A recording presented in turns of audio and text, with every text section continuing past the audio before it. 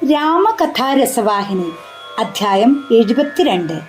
വിഭീഷണൻ രാവണന്റെ രാജ്യസഭാതലം വിട്ടുപോയി. ഓരോ ശ്വാസത്തിലും രാമ രാമ എന്ന് ഉച്ചരിച്ചുകൊണ്ടും ആനന്ദത്താലും ആവേശത്താലും വീർപ്പുമുട്ടിക്കൊണ്ടും അദ്ദേഹം കടൽ കടന്ന് മറുകരയിലെത്തി. വിഭീഷണനെ കണ്ട് വാനരന്മാർ അവർ രാവണനിൽ നിന്നും വന്ന ദൂതനാണെന്ന് ധരിച്ച് അവൻ്റെ വരവിനെപ്പറ്റി രാജാവായ സുഗ്രീവനെ അറിയിച്ചു. വിഭീഷണൻ പാളയത്തിൽ പ്രവേശിക്കുന്നത് അവർ തടഞ്ഞു. വിവരം രാമദേവനെ അറിയിക്കുകയും ചെയ്തു. സ്വാമി, രാവണന്റെ സഹോദരൻ അവിടുത്തെ ദർശനത്തിനായി വന്നിരിക്കുന്നു. സുഗ്രീവനോട് വിഭീഷണനെ കുറിച്ച് എന്തു വിചാരിക്കുന്നു എന്ന് രാമൻ ചോദിച്ചു. ഇഷ്ടപ്പെട്ട സമയത്ത് ഇഷ്ടമുള്ള വേഷം മാറുന്നവരാണ് രാക്ഷസന്മാർ. അവർ എങ്ങനെയാണെന്ന് അവരെപ്പറ്റി കൃത്യമായി ഒന്നും പറയാനാകില്ല. അതുകൊണ്ട് അവരുടെ ആവശ്യങ്ങളോ പദ്ധതികളോ മനസ്സിലാക്കാൻ പ്രയാസമുണ്ടെന്ന് സുഗ്രീവൻ പറഞ്ഞു. അദ്ദേഹം എന്തിനാണിവിടെ നമ്മുടെ ഇടയിലേക്ക് വന്നിട്ടുള്ളതെന്ന് നമുക്ക് അറിഞ്ഞുകൂടാ. ഞാൻ ഊഹിക്കുന്നത് ബാലിയുടെ മകനായ അങ്കദനും ഞാനും തമ്മിൽ അകൽച്ച ഉണ്ടാക്കുവാനാണത്രേ. അതുകൊണ്ട് ഒട്ടും വൈകാതെ അവനെ ബന്ധനത്തിലാക്കി അകറ്റി നിർത്തുകയാണ് ഉചിതമെന്ന് ഞാൻ വിശ്വസിക്കുന്നു. രാമൻ മറുപടി പറഞ്ഞു. സ്നേഹിത, താങ്കളുടെ വാക്കുകൾ ശരിയാണ്. കൂറുമാറ്റത്തെ സംബന്ധിച്ച ശാസ്ത്രങ്ങളിലെ അനുശാസനങ്ങൾക്കനുസരിച്ചാണ് താങ്കൾ സംസാരിച്ചത്. എന്നാലും എൻ്റെ വ്രതത്തെപ്പറ്റി ശ്രദ്ധിക്കൂ. അത് താങ്കളുടെ ഉപദേശത്തിനു വിപരീതമായിരിക്കാം. എന്നെ അഭയം പ്രാപിക്കുന്ന എല്ലാവരെയും രക്ഷിക്കുകയാണ് എൻ്റെ വ്രതം. കീഴടങ്ങുന്നവൻ ശത്രുവായാൽ പോലും ഈ വ്രതത്തിൽ നിന്ന് അക്കാരണം കൊണ്ട് ഒഴിഞ്ഞു മാറുന്നത് ശരിയല്ല. ലക്ഷക്കണക്കിൽ ബ്രാഹ്മണരെ കൊന്ന പാപം ചെയ്തവനായാലും എന്നെ അഭയം പ്രാപിച്ച ഒരുവനെയും ഞാൻ പരിത്യജിക്കുകയില്ല. നമ്മൾക്കിടയിൽ കലഹബീജങ്ങൾ വിതയ്ക്കുന്നതിനായി രാവണനാൽ അയക്കപ്പെട്ടവനായിരിക്കാം അവൻ.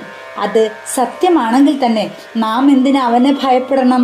അല്ലെങ്കിൽ അവൻ ജ്യേഷ്ഠനെ ഭയന്ന് എന്നെ അഭയം പ്രാപിക്കുന്നതാണെങ്കിലും എൻ്റെ ജീവശ്വാസം പോലെ ഞാൻ അവനെ കാത്തുരക്ഷിക്കും. അതുകൊണ്ട് വേഗം വിഭീഷണനെ ഹാജരാക്കൂ. രാമൻ കൽപ്പിച്ചു. സുഗ്രീവൻ കൽപ്പന നിറവേറ്റി. ഹനുമാൻ ഉടൻ വിഭീഷണനെ രാമന്റെ മുമ്പിൽ കൊണ്ടുവന്ന് നിർത്തി. വിഭീഷണന്റെ ദൃഷ്ടികൾ രാമന്റെ പാദപത്മങ്ങളിൽ പതിച്ചപ്പോൾ അദ്ദേഹം ഹർഷോന്മാദത്തിന്റെ ബാഷ്പം ധാരാളമായി പൊഴിച്ചു. അദ്ദേഹത്തിന് നിവർന്നു നിൽക്കാൻ തന്നെ കഴിഞ്ഞില്ല. സ്വാമി എന്ന് അദ്ദേഹം വീർപ്പുമുട്ടി പറഞ്ഞുകൊണ്ട് രാമപാദങ്ങളിൽ വീണു. എന്നെ രക്ഷിക്കൂ, എന്നെ രക്ഷിക്കൂ. ഞാൻ അങ്ങയുടെ അടിമയാണ്. അല്ലയോ ദേവരക്ഷക, ഞാൻ രാക്ഷസ വംശത്തിലാണ് ജനിച്ചത്. എൻ്റെ പേര് വിഭീഷണൻ.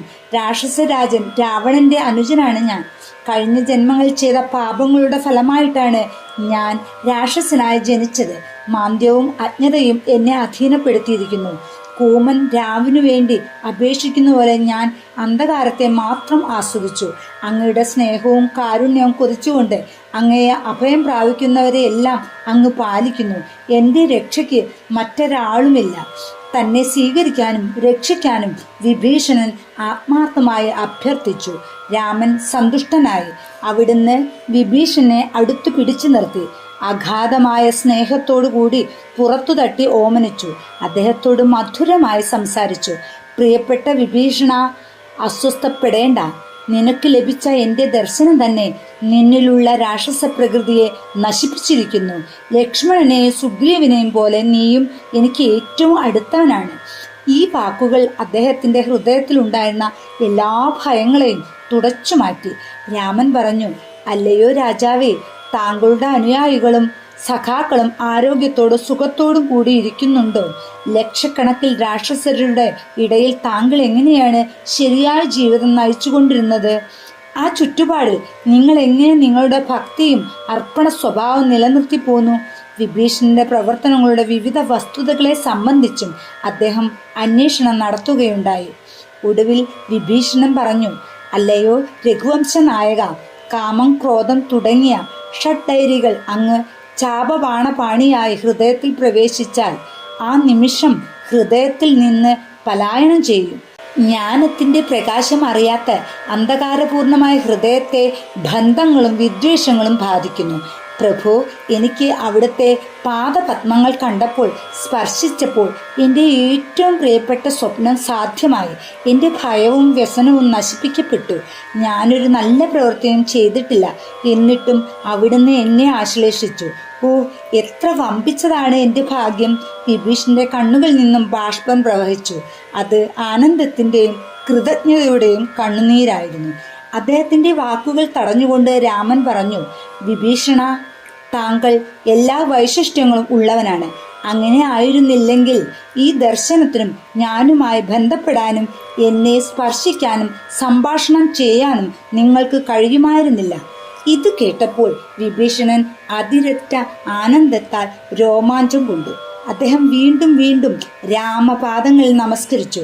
രാമൻ അദ്ദേഹത്തോട് പറഞ്ഞു, പോകൂ, കടലിലെ പുണ്യജലത്തിൽ ഒന്ന് കുളിക്കൂ, എന്നിട്ട് ക്ഷണം വരൂ. അങ്ങനെ വിഭീഷണൻ കടൽ തീരത്തേക്ക് പോയി. കടലിൽ നിന്ന് ഒരു പാത്രം പുണ്യജലം കൊണ്ടുവരാൻ രാമൻ ഹനുമാനോട് ആവശ്യപ്പെട്ടു. കുളി കഴിഞ്ഞ ശേഷം വിഭീഷണൻ തിരിച്ചെത്തി രാമന്റെ കാൽക്കൽ നമസ്കരിച്ചു. അനന്തരം രാമൻ ഹനുമാൻ കൊണ്ടുവന്ന പാത്രത്തിൽ നിന്നും കടൽ ജലം കയ്യിലെടുത്ത് വിഭീഷണന്റെ ശിരസിൽ കുടഞ്ഞു. എന്നിട്ട് പ്രഖ്യാപിച്ചു, ഈ കർമ്മം കൊണ്ട് ഞാൻ താങ്കളെ ലങ്കാരാജ്യത്തിൻ്റെ രാജാവായി വാഴിക്കുന്നു. വിഭീഷണൻ എഴുന്നേറ്റ് പറഞ്ഞു, അല്ലയോ സ്വാമി, എനിക്ക് എന്തിനാണ് രാജ്യം? ഈ പാതാരവിന്ദങ്ങളുടെ അടുത്ത് തന്നെ എനിക്കൊരു സ്ഥലം കിട്ടിയാൽ ഞാൻ സംതൃപ്തനായി. രാമൻ പറഞ്ഞു, ഇല്ല, നിങ്ങൾക്കതിൽ നിന്ന് രക്ഷപ്പെടാൻ സാധ്യമല്ല. വിഭീഷണൻ പറഞ്ഞു, അങ്ങയുടെ ഈ കൽപ്പന ഞാൻ സ്വീകരിക്കുന്നു. അദ്ദേഹം വിനയപൂർവ്വം കൈകൂപ്പി.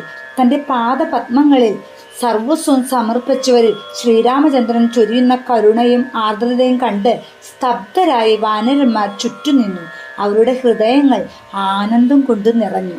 രാമൻ വാനര സമൂഹത്തിൻ്റെ സൈന്യാധിപന്മാരെ കണ്ട് അവരുമായി സംസാരിച്ചു. നായകന്മാരെ, വിഭീഷണനെയും കൂട്ടിക്കൊള്ളൂ. അദ്ദേഹത്തെ അന്യനായി കരുതരുത്. നിങ്ങളുടെ സഖാവായി ഗണിക്കുക. അദ്ദേഹം എൻ്റെ സ്വന്തം ആളാണ്. രാമന്റെ ഈ പ്രിയങ്കരമായ വാക്കുകൾ വിഭീഷണനെ വളരെയേറെ ധൈര്യപ്പെടുത്തി.